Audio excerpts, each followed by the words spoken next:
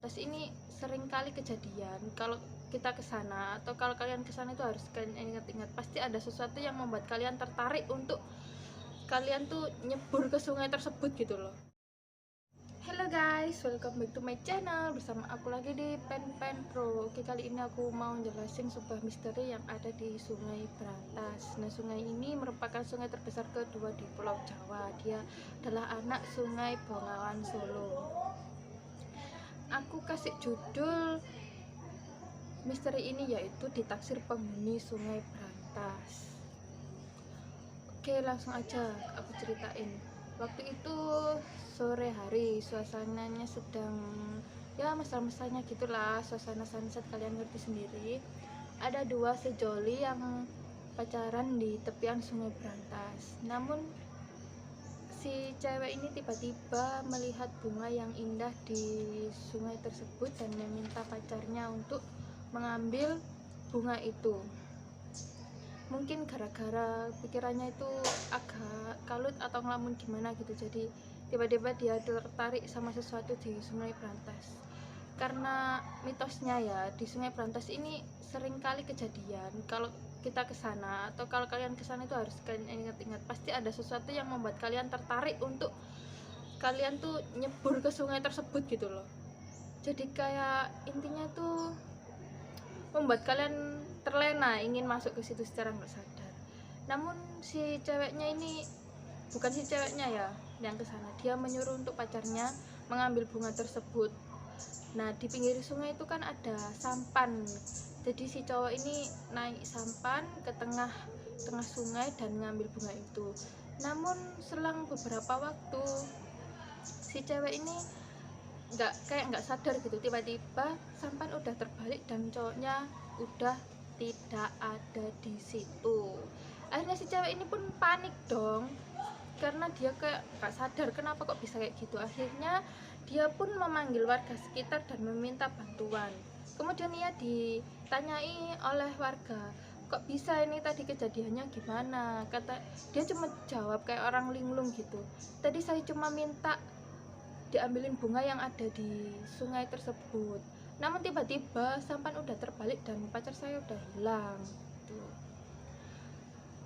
Lalu setelah dicari kan tetap nggak ketemu. Akhirnya si warga ini memutuskan untuk lapor ke polisi, dan orang tuanya juga berusaha semaksimal mungkin agar anaknya ini bisa kembali. Dan dia juga mendatangi beberapa orang pintar, nggak cukup satu guys, tapi banyak banget yang didatangi, namun tidak membuahkan hasil.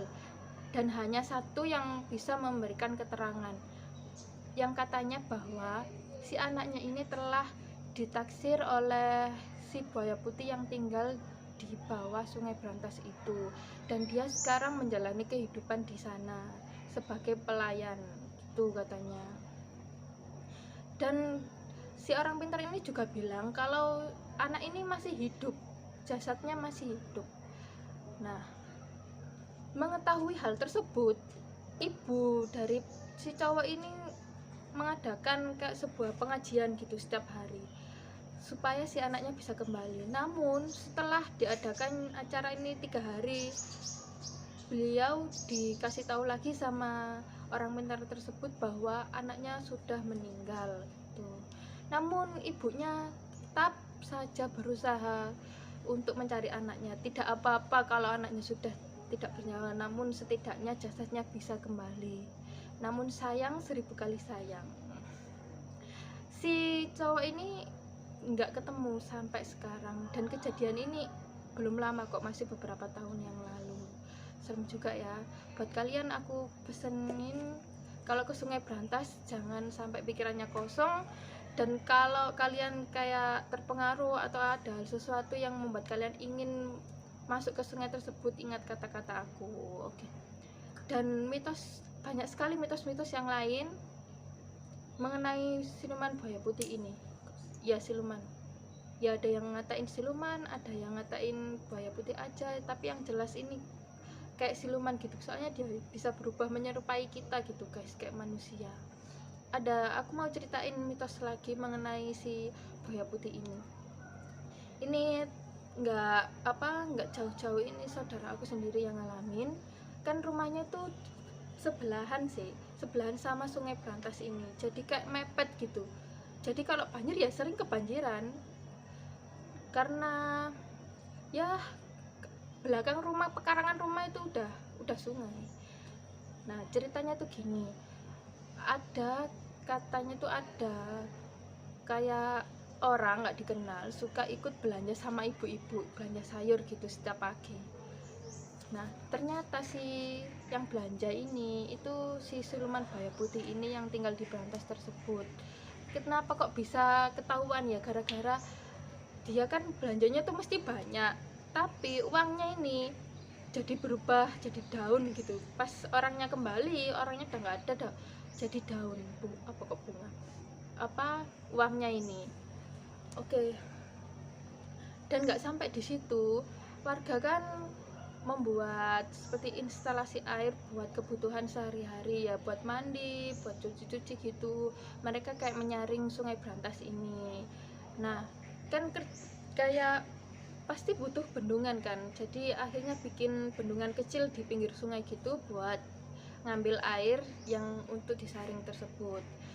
Akhirnya setelah bendungan ini jadi, kok terdengar mereka itu terdengar kayak tangisan-tangisan gitu, sama suara aneh kayak ngerengek gitu, minta tolong. Intinya kayak tangisan-tangisan aneh gitu setiap malam dan hampir terjadi setiap hari. Akhirnya warga desa pun berinisiatif untuk memanggil orang pintar dan bertanya, ini kenapa sih kok selalu ada suara-suara aneh dan terjadi berulang kali, nggak hanya sekali dua kali tuh. Lalu si orang pintar ini pun berkata bahwa di bendungan itu ada anak si buaya putih yang terjebak di dalamnya, jadi mau nggak mau kalian harus bongkar bendungan ini. Akhirnya warga desa pun memutuskan untuk membongkar bendungan itu, dan setelah dibongkar, anehnya sudah nggak ada lagi terdengar suara-suara tangisan tersebut tuh guys. Dan oke, ada satu lagi cerita yang ya nggak jauh beda sih sama sebelumnya. Ini juga mengenai siluman buaya putih. Ini yang ngalami ke teman aku sendiri. Nah masih beberapa tahun yang lalu juga, belum lama, dulu kan keluarganya tertimpa musibah kan. Ayahnya ini kecelakaan kerja gitu, jadi nggak bisa kerja untuk memenuhi kehidupan sehari-hari, sedangkan dia teman aku ini masih sekolah dan kakak-kakaknya juga masih sekolah. BTW dia ini anak bungsu gitu loh guys. Jadi ibunya tuh memutuskan untuk mencari nafkah dengan berjualan sabun keliling di sekitar rumahnya. Nah waktu itu kejadiannya, ibunya ini berangkat pagi sekitar jam 9 pagi. Dia jalan di sekitar rumah belum lama, masih sekitar 10 menitan dari rumah. Namun tiba-tiba suasana itu kayak berubah dan rumah-rumah di sekitar itu kelihatan sama semua, namun sepi sekali, tidak ada orang sama sekali. Dan keadaan langit itu tiba-tiba kayak redup gitu, kayak mendung gak jelas gitulah pokoknya. Intinya kayak kalian ngerti kan, kayak suasana alam gaib kan nggak bisa cerah, nggak bisa terang gitu, kayak agak redup. Nah setelah beliau berjalan dengan suasana hati yang nggak karuan ya, karena dia kan kena musibah, akhirnya agak ngelamun dan dia masuk ke alam tersebut itu. Sampai beberapa menit belum lama dia bertemu oleh satu orang. Jadi dari tadi tuh nggak ada orang sama sekali, hanya bertemu satu. Dan dia ditanyain, kamu mau kemana? Kamu dari mana? Saya mau berjualan sabun, saya dari rumah, saya ingin berkeliling di sini hanya untuk berjualan sabun. Namun si orang ini berkata, ya sudah, kamu jangan lanjut ke sana, kembali aja, ini bukan tempat kamu gitu. Dan anehnya lagi, orang yang berbicara ini nggak punya garis ini loh di atas bibir ini, jadi kayak rata gitu. Jadi si ibunya teman aku ini langsung merinding dan memutuskan untuk kembali dari situ. Akhirnya kalian tahu, beliau sampai rumah setelah Isya, jadi malam, padahal dia merasa kayak hanya beberapa menit di jalan tersebut. Perlu kalian tahu, kalau kita ke alam gaib itu ada dimensi waktu yang berbeda. Jadi kayak kita kesananya tuh bentar, tapi ternyata di dunia nyata ini lama. Dan yang kedua itu kita kesannya lama banget, tapi di dunia ini sebentar gitu. Jadi kayak perbedaan ruang dan waktu gitulah intinya.